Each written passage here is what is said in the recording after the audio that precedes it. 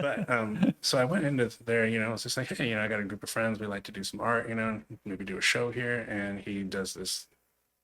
Mm. Like And Smithers from fucking. Who are you affiliated with? Oh, And I'm like affiliated with these guys. I the just told Hells you. Angels. What do you want? No. I just told you, like Yeah. it's four of us, we're Right. just trying to do a show. And he's, so you have no affiliations. Apparently not. And I don't have a credit card either. You want to fucking check that, you asshole? Right. It's just, probably can't help you here, I was like, oh, all right, Dick. Thanks anyway, and everybody kind of gave us that attitude. So we were like, well, fuck it. Let's do it on our own then. Hi, I'm James Kerr. I'm a tattoo artist, musician, and a trauma survivor. Been on this healing journey for a long time now, and it's led me here talking to you. I enjoy talking about heavy stuff like life, death, spirituality, trauma, and ways to cope with trauma. But it's not all serious. I like to joke a lot too. Welcome to the Fire of Truth podcast. Yeah, so welcome, Dre. Welcome to the podcast. Thank you so much for being here. Huge honor to be here. Huge honor. Thank you. This is crazy. Honor's mine too, man. We've known each other for how long? Like 20-something years now? 20 years at least. Fuck. If there was a camera underneath this table right now, you would know just how long it's been that we've known each other. Yeah, totally. You guys can't see what we're doing. I'm just so warm and fuzzy. Let's get the social media plug out of the way, right? Do it. You are on Instagram. I am. At Lullaby Lounge 1? 1. Yes, the 1 is important. Yes, because the original Lullaby Lounge was stolen and held for ransom, and God damn it, I don't negotiate with terrorists. Yeah. So I let him keep it, and he still has it, and every now and then I message him, and he's like, how's it going? I'm like, you're still a dick. And he's like, yeah. Do you want to buy it back? And I'm like, no. So we could maybe report that account. If you can, report the shit out of it. I've done it a few times. Yeah. Nothing. Meta doesn't do shit. I don't think I've made. I wasn't like super popular enough, so they're like, they don't care. Yeah. So, Lullaby Lounge. Yeah. Just like, make another one. Yeah. So I did. Lullaby Lounge 1.0. Dude, that sucks. There's a lot more scammers in the tattoo industry now too than there's ever been, man. Oh. I don't understand why. I don't waste your time doing it, but yeah. So people like fishing for like deposits, saying they work at certain shops when they don't, and that kind of shit happens a lot. A lot of that going around. I believe it was Jeremy recently. Somebody hiked his whole thing and was taking deposits for the Gilded. Wow. And so he had a message out saying like, he's like, I don't take deposits over the phone or any of that. Like, you come see me. So you gotta be careful. People definitely will try to take advantage. That's fucked up, dude. It's fucked up. Well, again, thank you for being here. That was a good kind of introduction of like, fuck, this is your second account. So follow that. Report the first one. Report the hell out of you sons of mothers. And if you know the guy who did it, break his thumb. Yeah. I mean, don't. Yeah. Don't you? Man, what was that? Yeah. Don't do that. But if you had to, if you find yourself in the position. Yeah. I think we'll just start with the first question. So, where the hell did you come from? Where'd you grow up? What was your childhood like? Like where I was born is all rumor to me. I wasn't really there. I wasn't very conscious of even my birthday. So this is all hearsay. Yeah, it's hearsay. That's what the family tells me. Yeah, so I'm rolling. These are secondhand stories that you heard. But originally, I'm from Oceanside, California. Oh, love that place. Yeah, I grew up there as a little kid until I was like maybe 12, maybe almost 13, and then moved to. My mom met a guy who my stepfather. Luckily, he's still around.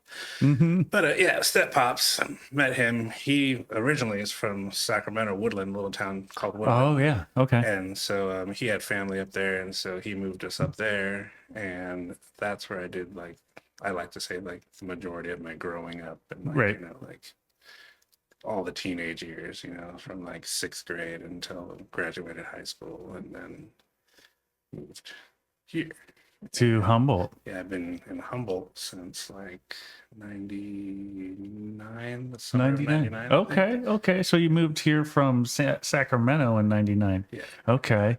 And what were you like always an artist? Like did you I've been drawing since I can like hold a pencil, Yeah, basically. Or right. trying anyway. Yeah, yeah. Stop Yeah. eating crayons is what I like to say. Yeah. Yeah. So Yeah. in So, Oceanside, right? yeah. Like So yeah, like when I lived in Oceanside, my father was never around. So my father also was actually a great artist. I come to find out later Oh. in life. So yeah, like the art runs in the blood on both ends of the family. So my father, in Oceanside, there's a Oceanside High School, and they have this big like cement wall that goes around a brick wall. And for years, as a little kid riding my skateboard and my bike around there, you know, ride by the high school, and there's this mural that was on it all the way around it. It's like Aztec style stuff, you know, like Oh, rad. pyramids and the guy holding the girl up, all that kind of stuff. Yeah. And always thought that was super cool. Everybody always thought it was super cool. Like I've even seen it on like postcards. You know, it's been there. It's that long. You know, been around for that long. And it wasn't until like way later I was an adult and went back and was visiting some family, and me and my uncle were walking around through that little area, and I was like, oh, you know what? I want to go check out the mural on the wall. Is it still there? He's like, oh yeah, it's still there, of course. And so we walked by to go see it. And I was like, you know, I've always loved this since I was a little kid. I thought it was the coolest mural ever. And, you know, that somebody actually painted, you know, on like a, you know, city-sized square block, like 3 sides of it. I was like, how much time that must have took to do that. Yeah. Right. He's like, yeah, took him like 3+ years. And I was like, I asked him, Yeah. How did you know? how do you know? Yeah. Your dad did this. What? And that's why I said, what? What are you talking about? He said, your dad did this. I said, my dad painted this? Yeah, your dad. Why? You know, like, I didn't know he did any of this stuff because he left when I was 5, so I didn't have not You seen never him. really know Yeah, I him. didn't then. really know him at all. And you've so, never seen him since? Never seen him since. Crazy. And so tells me about this mural that he painted. And I was like, that's cool. Like, how much did he make for this? He said, you didn't get paid for it. Really, what had happened was he was, you know, little cholo fucking running around getting in trouble. So he was doing graffiti. Got caught doing graffiti, painting a mural, you know, doing his graffiti piece on the wall. And they arrested him, and they were like, we're gonna take your ass to jail. And he said, you know, like, is there any way I can get out of this? You know, something I can do? And they said, well, if you want, you can do community service time. He said, what do you want? He said, well, you're an artist. Why don't you paint part of this? So That's pretty smart, dude. So yeah, back in Okay. the day, you know, they were trying to negotiate with him, so they made a deal. He painted a good section of it to, you know, get out of being in trouble. He also had a record for other stuff, so I'm sure they kind of added that onto it. right. Took him like a few months to do the piece that he did, and then he was so into it that he ended up keep going, and he kept going. It took him like 3 years, I think they said, Wow. to finish the rest of it. And so yeah, that was up there for like a long time. That's amazing. Is it still there today? I don't know. I haven't been there in a really long time. I don't remember. So I lived in Oceanside for like 2.5 years, like in my mid 20s, Yeah, I remember you chasing, saying, yeah. chasing my rock star dream. My kid was like, I guess maybe so like you moved here in 99, and then like 2 years later, I moved to where you grew up, where you first grew up, like in 2001. And then my kid was like 1 year old or 2 years old. Yeah, I don't remember going by Oceanside High School then. I don't remember that. It was a crazy time for me, but yeah, we're almost like 2 ships passing in the night. Well, we just keep Yeah, doing on the it. 5, huh? You're Just like, cruising. yeah, dude, just hey Dre, well, I'll catch up to you later. Yeah, like yeah. So the art thing has always been something I've been doing. Like, and then there's my uncle Danny, who is one of my greatest art inspirations. Like, since I was a little kid, this guy can sit back with a ballpoint pen and draw like out of his head with perfect light source, good light source. Yeah, Light source. Yeah, he's got it in his head so perfectly. Sorry, that's a trigger word. Yeah. Anxiety rush. Yeah. Like, what have I done today with the wrong light source? Yeah, where's the light coming from? Yeah. So, but he was always amazing. You know, I'd sit here and watch him just, you know, talking on the phone and like, you know, doing jump rope over the cord because it was cords back in those days and stretching all the way across the house. And him drawing with a little ballpoint pen while he's talking with people and doing like those Frank Frazetta type barbarians, you know, like the muscly guys that are like, Oh, wrestling gorillas and like, battling a tiger and like, like, amazing. and just in perfect detail with a ballpoint pen and just sketching off the top of his head. And so he had like tons of sketchbooks that were just like the coolest sketchbooks ever and had just so much amazing stuff inside of them. And so, I always wanted to, I wanted to do that. I thought that was Yeah. the coolest thing in the world. So I used to, and I hope he doesn't hear this one day. He still doesn't know. I used to steal his sketchbooks every now and Oh, then, because he had stacks of them. So I would take one every now and then, and like, he would draw cool stuff for girls all the time because he was, that was like one of his pimp game moves. yeah. See I a mean, girl that he likes at a party, hmm high on cocaine, all fucked up, and she'd be like, "Oh, draw me something," and he would draw just the coolest thing for her, and then she'd be like, "Oh, it's for me." It's like, "Oh, it's for you, but it's gonna be in here," Yeah, yeah, totally, And so he totally. had like these cool, like for girl ones, That's just like smart. gorgeous, like hearts and like bunnies and all these like pretty unicorns and shit. And so I had a crush on this girl in school, and like I totally, she like liked the artist guys, and so I was just like, I can be an artist guy. So I stole his book, took it home, put some tracing paper over it. First method of being like, tattoo artist. Here it was like, didn't even know. Start tracing. Start tracing that thing out, and then bring her that. And I'm like, check that out, I did for you. And she's like, oh my God, you're the best artist in the world. I'm like, yes. Yes, I am. Yes, I am. And so, other girls are like, oh my God, will you draw me something? I'm like, yes, I will. And then, it gets to a point where he's like, have you seen my sketchbook? I'm like, I have not. Yeah, yeah. And then, I found it in my book in my backpack one day. I was just like, Oh, so you got caught. yeah, but he didn't know that I was like, tracing out of it. I like, see. pimping I it see. out. Like he didn't know Right. I was like secondhand in his game, but yeah, I was totally secondhand in his game. Sorry, Uncle. But not sorry. But no, it got me some game though, Yeah, dude. so, I mean, you stole the game. You didn't steal it. You're learning it, right? Like this is what adapting kids it, do. Yeah, this is how adapting evolution games, works. evolving, yeah, We take what the previous generation does, and then we expand on it. And somebody took a stone and hit it on some shit. I turned that stone into a hammer and was nailing it. and now you've reproduced, That's right. or at least acted out the reproduction That's scenario. right. Monkey see, monkey do. Yeah. Oh, brilliant, dude! Brilliant. Yeah, so yeah, always been drawing and stuff like that, and although there was a point in high school, I got to say, where like I was drawing all the time. I took a drawing class, like a beginner drawing class, and one of the first things they made you do was like, they have this class full of fucking people who just thought they were going to get an easy A, and beginners art class, and so they tell us, here's a piece of paper and a pencil for everyone. Draw a face the best you can. Don't sign it, don't anything, just draw a face the best you can, and we're going to see where everybody's at. Yeah. At the time, I'm comic nerd as fuck because my uncle Danny that I was telling you about, he also used to draw like, all the dopest comic characters, Wolverine, the Hulk, all those guys. Rad. So perfectly in perspective. And so I'd been practicing that forever. And so I'd been just like recently at home drawing this like face of the Hulk, all zoomed in. So I drew that, Oh yeah, because you drill it, right? Yeah, like, and then you remember how to do it. So Yeah. I send that in with everybody else's shit. She's up at the front of the class and she's like, all right, this person needs help. This is this, basic stuff. A little critique. Yeah. Holds up mine and goes, now, if you think you're going to trace your way through this class, you got another thing coming. Like, you know who you are. Get yourself up to the front after class. And my friend's like, busted. I was like, you saw me draw it. I didn't trace that. And he's just like, teacher, he drew it. And she's like, you don't need to call people out. And so I get up there and she's like, you drew this? I'm like, yeah, draw it again. So I had to draw it again in front of her. She's like, all right. Grabs a piece of paper, takes me around to the other side where there's the advanced placement class with the teacher there who's just like one of those super cool guys, legs crossed, glasses down, short of just the big long cigarette, super artsy guy. And he's like, what do you got here? French accent. She throws it down, he looks at it and goes, so? So? And she's just like, well, he drew it. And he's like, She's like, it's beginner art class. It's way beyond me. Like, oh, all right. Says, all right, come on over here, and hands me this huge binder and goes, you're in advanced art. I'm not going to guide you through this. I'm just going to, you get what's done, what's in here done. If you have questions, ask. I find that a lot of people, we have a little pottery area out in the back that's bricked off. It's got no roof on it. It's open area. And I was like, yeah, he's like, a lot of kids go back there and find their inspiration. Oh, I see. I was like, wink, wink, like nudge, nudge. I was like, but I don't do pottery. And he was like, No, probably pottery. He's like, I'm sure you do. Like, so yeah, that was like the beginning of the art thing, and so I did that for a little bit. That class was tougher than I thought it was going to be because like all the curriculum in it was like written out, not really drawn out, and so you had to like really use your brain to like and not.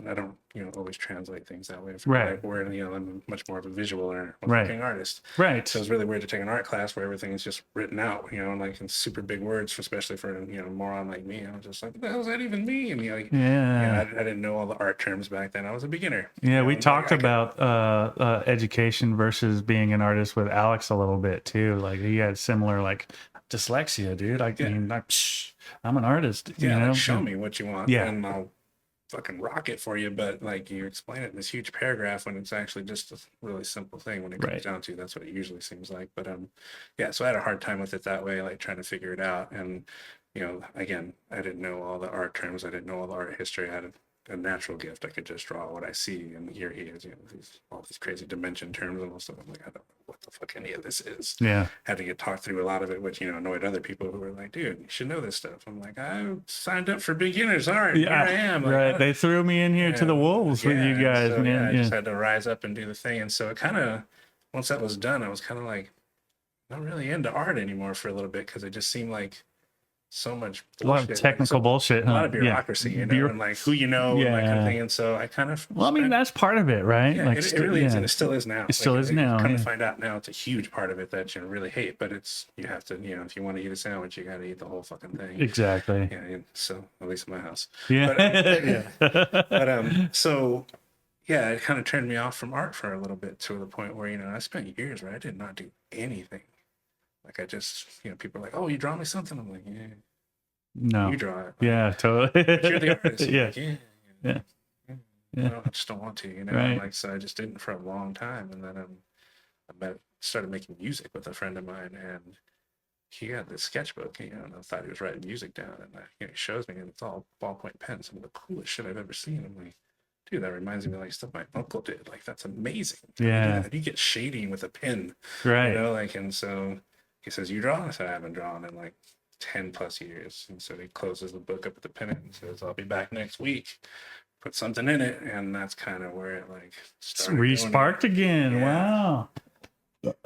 Pardon me. Exactly. Yeah, it's moving. It's moving. We're moving it. Yeah, dude. Yeah. That's amazing. Sometimes I, create emotions in What people was that even they don't understand. I mean, that's what art is creating emotions in people, right? That's one of the fundamental things. Let me start fresh with a new thought. During that 10 years where you took off, like, what did you do? Was there any sort of like expression that you used to replace that, or I was using meth for a little while? So that replaced a lot of ambition with fucking total inhibition and just idiocy. Yeah. And luckily that was a short stint in my life. Like, it's one that was there, but still. And like I was, skating and all that kind of stuff, working, doing stuff, but I wasn't really doing a lot of art. Right. Like art was just not.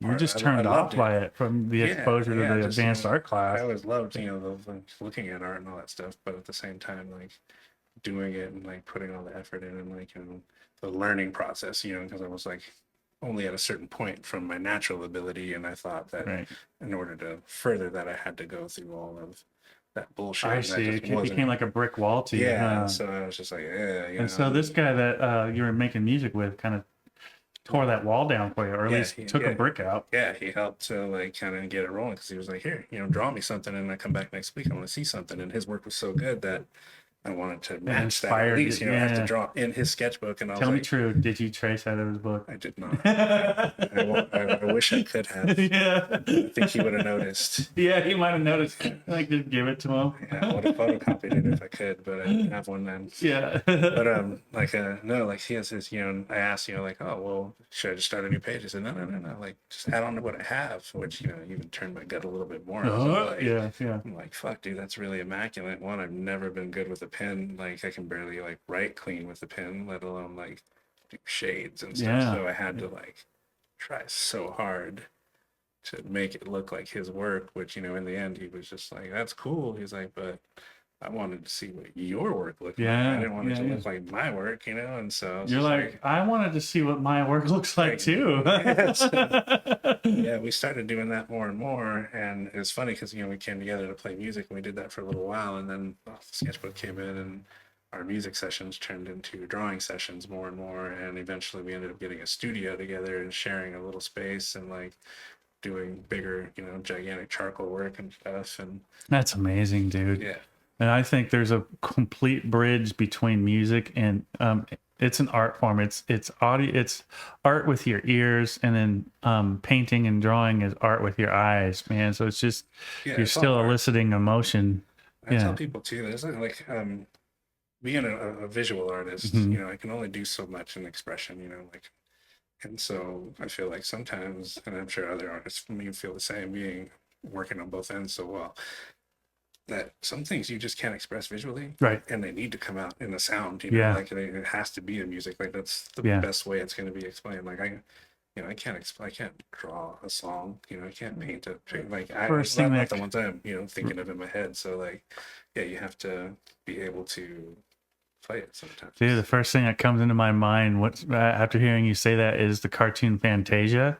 Yeah. Where it's just music and art all in one. And I remember I had been up for like 4 days on meth, and then I dropped 2 hits of acid and without sleeping. And then I watched Fantasia, and that was the end of it for me. that was like, okay, oh my God, all right. Like, I don't know what happened after that. That's a whole different story. But man, I still, when I think of visual music, or like some sort of synesthesia, which is like being able to taste sound or like hear color, or I think of Fantasia. And like, but you're right, dude, like, because music has this powerful way of eliciting emotion, and if you couple that with visual shit, then you get fucking animators and all of this shit. This is a whole different fucking thing. But yeah, some things I feel like I said, it just come out better in music. Yeah, it just comes out better as a sound. Because it'll spark people's imagination too. They'll see things like related to nobody's got a better visual than you do in your brain. Rad.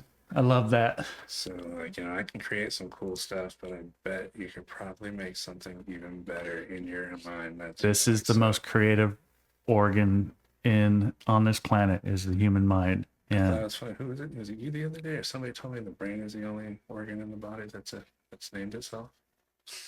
I don't know. I wasn't me, but whoever said that is fucking right. Yeah, it's the only organ in the body that's named itself. Yeah. Wow. That's fucking crazy. Yeah. It's just like, holy sheep shit, you're right. You're fucking right, whoever that was. It did name itself. Yeah. Crazy. Yeah.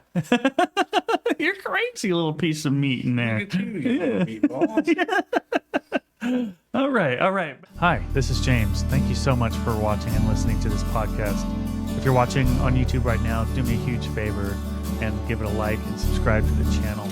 If you're listening to whatever platform you listen to podcasts on, you could rate it, you could review it, you could share it with a friend as well. That would help me out a lot. Either way, thank you very much. Second question. We're going to move forward in time. Now, you did say you moved to Humboldt in '99. Yes, I did. So that will lead us to what got you into tattooing. That's what I would like to know. Who was your mentor, and what was your apprenticeship like? Right. Well, that's a lot of questions in one little theme. It segues perfectly from the last conversation. Right. And the guy I was talking about who got me started into art and moving again. So him and I were working together in that little studio, like I was telling you, and we had this little garage down on near Wabash, in this like little alleyway that was like super ghetto and hood. But we would do little art projects out of there and do community stuff, and like bring in these like kids who didn't have money for art supplies. We would gather in art supplies and stuff for them, and like give them little buckets of stuff to go home with, and like let That's them come awesome. over, and we take butcher paper and like cover the walls and just let people the kids come in and draw and like kind of get that out and like express themselves, so that we're like, better you do this here than somewhere where you're going to get busted, so we let them do that for a while, and in doing so we were trying to open up a little spot like that, like get funding for it. We couldn't do that. And so it was just too hard. There's so much more bureaucracy than we wanted to deal with and stuff. We're just trying to get underprivileged kids some art supplies. Why is this so damn hard? And in doing so, we met a bunch of other artists. Anando Oliveri, Mm. his lady at the time, Phyllis, and there was like Lucas Thornton and a few other people, but it was like mostly like Ananda, Phyllis, myself, and Rick. We're all hanging out a little bit, talking art, and we started thinking like, let's find a place to show our art. And so we started going to places, and everybody gave me a shit attitude because I wasn't affiliated with people Like the ink people well, or Ink whatever. people actually were wonderful. They're Oh, they actually are. awesome Okay. people. Yeah, they were actually really nice, super helpful people. Okay. And my experiences with shitty like that were with the bigger galleries in like I Old see. Town. Like one of the worst one was a First Street Gallery that used to be there. It was run by HSU, one of the art curators up there. Got it. I don't remember his name. Asshole. So I go into. If you're listening, You're still an asshole. lucky I don't remember your name. Yeah. That's how insignificant you are. Yeah. But so I went into there, it's just like, hey, I got a group of friends. We like to do some art, maybe do a show here. And he does this. Like And, Smithers yeah. from fucking. Who are you affiliated with? Oh, And I'm like affiliated with these guys. I the just told Hells you. Angels. What do you want? No. I just told you, like Yeah. there's four of us, we Right. just trying to do a show. And he's, so you have no affiliations. Apparently not. And I don't have a credit card either. You want to fucking check that, you asshole? Right. And it's just, probably can't help you here, I was like, oh, all right, Dick. Thanks anyway, and everybody kind of gave us that attitude. So we were like, well, fuck it. Let's do it on our own then. So we started what we initially called the Hit and Run Gallery. We were in Old Town finding buildings that were Cool name. Yeah, it was Yeah. really fun. Yeah. Super one of the funnest things we've ever done art wise. So we found little buildings that were vacant that people owned and were trying to rent. And so we come in and we tell the owner, hey, here's the deal. We want to use your building for one night. Art's alive. We're gonna come in, that night before. We're gonna clean it all up. We're gonna paint the walls, clean, make it all nice. Art's alive. We're gonna rock out one awesome show, music, everything we can think of to put in there. Art everywhere. Sunday morning, we're gone. You're never gonna know we're there, but everyone's gonna be able to come into your building, see it. They're gonna see it all So done a up nice, clean building. Clean. You'll get Yeah. a paint job out of it. Like we're gonna hook it up. And so somebody was like, yeah, sure, try it. You don't even have to paint it. We're not even worried about it. Leave it as is. Just do your thing. Get people in there. We rocked a great show. They loved it. And so some other people were like, hey, you should let these guys do this. And so we did a couple like that. Did my 30th birthday, which was like one of the most rockin'est shows ever, which is now the Vanity Fair in Old Town building. Okay. And the downstairs and upstairs, we got to use the whole thing. It was an amazing, amazing show. Had a great time. And from that, we decided, let's get together and create a cooperative. And that started the Accident Gallery. Oh, no shit. Okay. So yeah, it was me, Matthew, and Rick, who's and Phyllis, and kind of put together this idea of let's do this. And so that started the Accident Gallery. So we're doing, we got our own building. We put together a collective of some of the greatest artists, and at the same time there was also Empire Squared just down the way, who was also like some of the best artists came out of that. Like they're local legends everywhere, like from them, and these people like Forrest Stearns and like a huge slew of crazy amount of people. But so those were going on, and so to get art supplies, it was Ellis Art, right there on the corner. That was the main spot. Who like friends from both galleries worked there, so that's where you went to get your art supplies. That's that spot. And so like we go fucking, there, like Hogwarts, going into the school of Hogwarts, just like magical things flying around. It smells like new school and smells like pencils and all these wonderful things. And so we go in there, and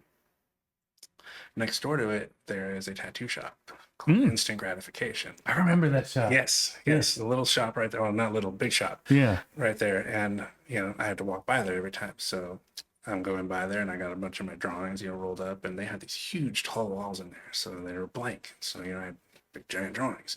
So I'm like, hey, would you mind showing some of my work in here if we did like an art show here? And the owner said, sure, let me see your stuff. And so I roll it out, and he's looking at it and says, you ever thought about tattooing? And I said, definitely not. And he says, all right, well, you should. I said, no, I'm good.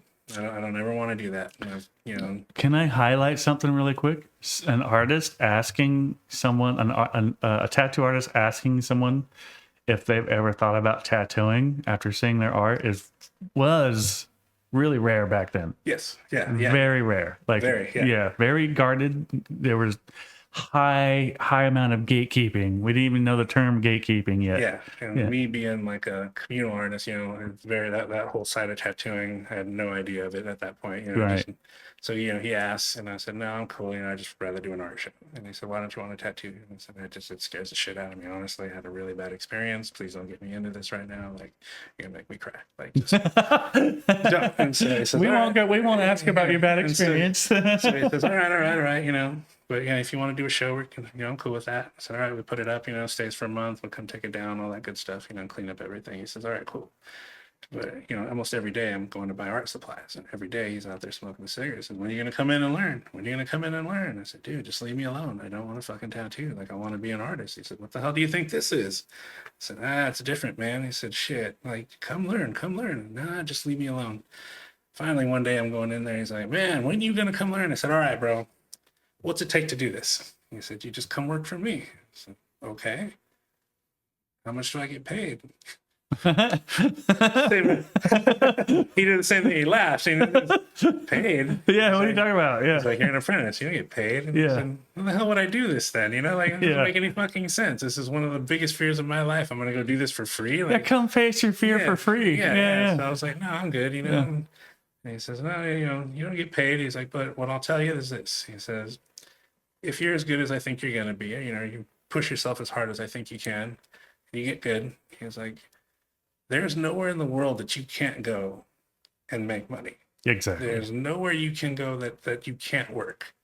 And he said, no matter what the economy will be like, you'll always do okay. Yeah. And he also, we had the philosophy of like, he said, when times are tough, people get tattooed to commemorate it. That's true. And when times are really good, people get tattooed to commemorate it. Yeah. He said, now, when times are tough, you might not always make, the 100 plus all this stuff an hour. He's like, but I guarantee you'll make more than the average working man. Right. He's like, you just have to adjust your rates to what people are wanting and what you're doing. He's Right. like, but you'll always make more than the average. Right. And you'll be able to do this anywhere you go in the world. Right. If you, put the work into it. And so I said, all right, well. I mean, that's the payment. That is more than a payment. Honestly, if you have the time to spend, to dedicate to learning this craft, you get paid in an entire career. It's more than 1,000-fold what you get in return for. And it's about what you put into it. Like, another story is like what I see now with kids just walking in, but at the same time, like, I know people who had had to grind their asses off for their apprenticeship, who had to sit in a shop for hours and hours cleaning and doing all this stuff just to prove that they even wanted to be there. Yep. I got invited in, so I was gifted. It was a huge honor to be even invited in. Like, it was tattooing found you in the way that it was meant to find you, and tattooing found me in the way it was meant to find me. And I had to prove, because I was a scratcher. And so I feel like that I had to prove to the universe, or whatever higher power, whatever you want to call it, that I actually had the respect for the craft that I did when I gave up on it. And it was as soon as I gave up on tattooing as a scratcher, that's when I met my mentor. And then my apprenticeship was a challenge. Like, they're supposed to be to a certain degree, but this was probably Ted and Alex want to do an interview with me about my apprenticeship, and so I think that's probably going to be like the season finale of this season. I mean, I've heard parts of it. Oh, it starts off, it's pretty weird and pretty there's some violence, and anyways, stay tuned. But I have time to tell you about, like, please do, why I was so afraid of tattooing. Absolutely. I wasn't going to ask because I knew it was a little traumatizing, but let's hear it. This is part of it. This is part of this thing we're talking about. Yeah.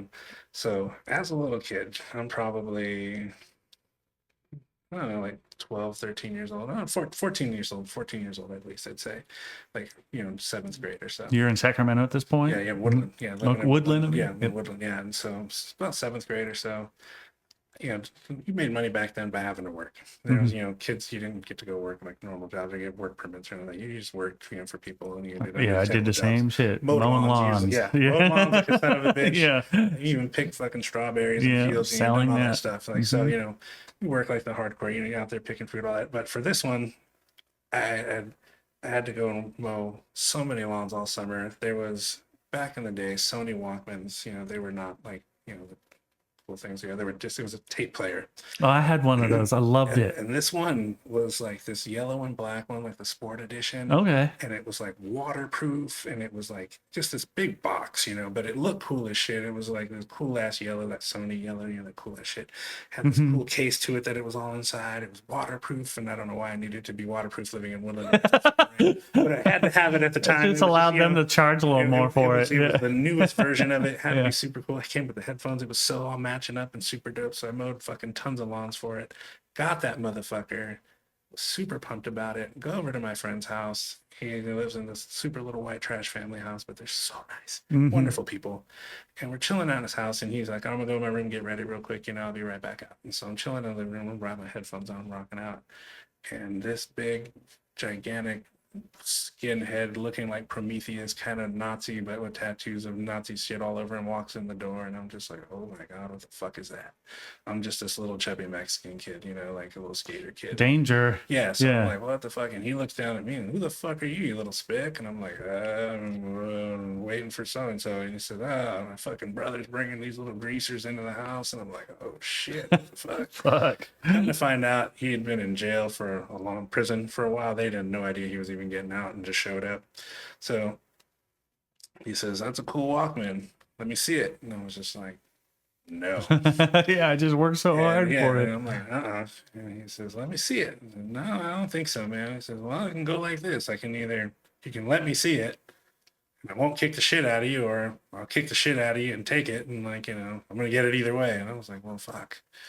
There's a grown man talking to this kid, and he's serious. I know he's gonna do it. So I'm like, I don't want to get beat up here. So I handed him the Walkman. You knew the result was going to be the same either way. Yeah, so I handed him the Walkman. I was like, this fucking sucks. I come over to this guy's house, I get fucking mugged.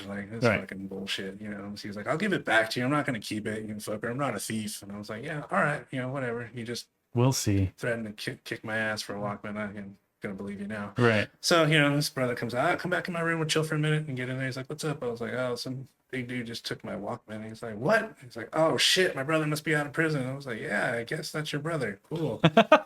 Awesome.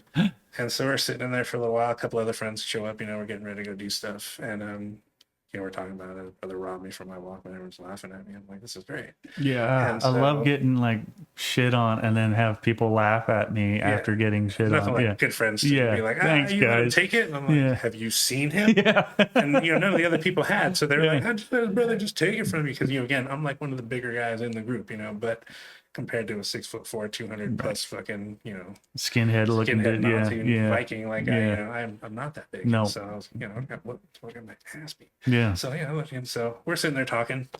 A minute later, the door opens up. Hey, you little shit, blah blah blah. And he's just like, oh, what's up? I didn't know you were home. He's just like, yeah, I'm back, you little fucker, blah blah blah. And hey, you want your Walkman back? And I was like, yeah, thank you. And so I'm like, oh, he's not a thief. Thinking, oh, you're a dick for thinking that. Right, yeah. I'm the asshole. Just like he's got tattoos and skinhead and been in prison. He's the thief. Yes, that's exactly what he was. More. So he throws this thing at me, and I catch it, and I'm like, what the fuck is that? And he's like, you're welcome. Slams the door and leaves. And I'm like, wait, what the hell is this? He pops his head back in. He's like, it's a fucking gun. Enjoy. Closes the door again, and he's gone. And I'm like, it's like a toothbrush that's been melted, and it's got shoe goo and duct tape and all this shit on it, And I'm like, what the hell is this thing? And I'm like, where's my Walkman? You're like, that's it right there. And the motor from my Walkman is what's glued to this damn thing. It's a total prison style goddamn tattoo machine. Yeah. And it's got the guitar string in there, and it's cut with a pair of pliers. You can tell it's got a barb on the end. Oh yeah. And I'll never forget this. The tube is a Bic pen tube. Yeah. He didn't even leave the little tip on it to give you a finer point. It's just a big open tube. The Bic pen open tube with the string. How much cocaine has been snorted through it? That's a good point. But this barbed piece of string, your guitar string is dangling out. Yeah, it's just flopping around. And it's got nothing holding it down. It's got a rubber band on it, but it's not doing anything. So everyone's like, oh, shit, Dre, you know how to draw? You should tattoo us. And I'm like, oh, I don't know anything about tattooing. I've never done that. And I said, oh, it's easy. You just draw like you always do. I said, I don't know about this, man. Yeah. So I'm very no, I don't want to do this. And I'm like, come on, Dre, peer pressure. It really is a motherfucker. It really is. It really is. Yeah, And especially so- when you're a teenager, man. Yeah. So my friend's like, just draw something on me real quick. So I take a big pen and I draw this like scorpion like thing on him. Thing Yeah. emphasized.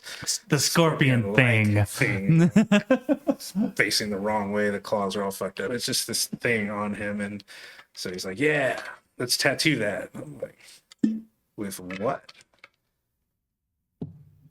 Someone's got to hold the battery on the cord, you know. So someone's holding it. It starts running. They're like, yeah, it works. I'm like, okay. What do we do for ink? They break open a little thing of fucking ink on the bottle, you know, and start pouring ink into a little pan. And it's like, oh, God, dude. It's like, you know?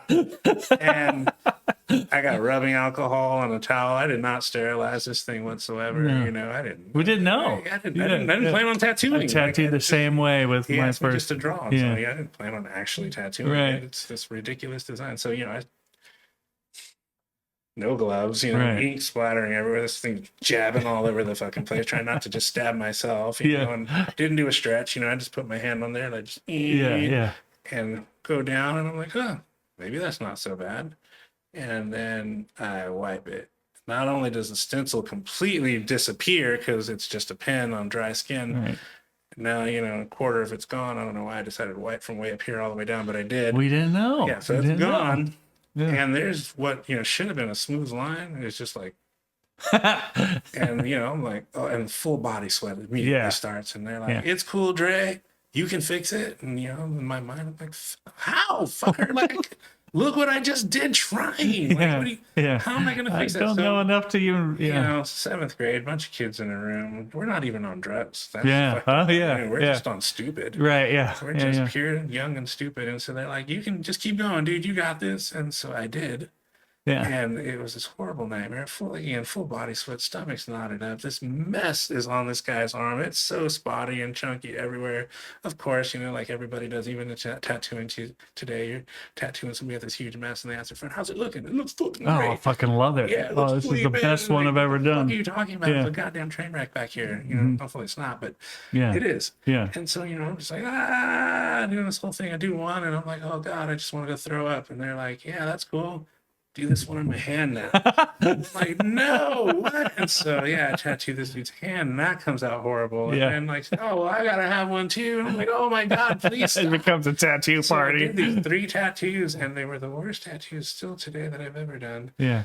And yeah, it just made me like, after that, I was like, never again. Yeah. Like, never do I want to do that in my life. Never want to feel that So stress. when that guy that asked, like, hey, when are you gonna come learn? That's what came flooding back was Right. that rush of just like, oh my God. that was a trigger, right? Yeah. Yeah, and Yeah. of course, you know what? Those assholes that I tattooed, those 3 dicks who, you know, you pressured me to make me do that. I should fucking back charge you for that shit. Yeah, yeah, totally. They still With today interest. are like, oh, Dre's a tattoo artist now. See, no, you did not influence me to begin that. You were the exact opposite, as a matter of Yeah. fact. And I'm still thinking I might go and back charge you.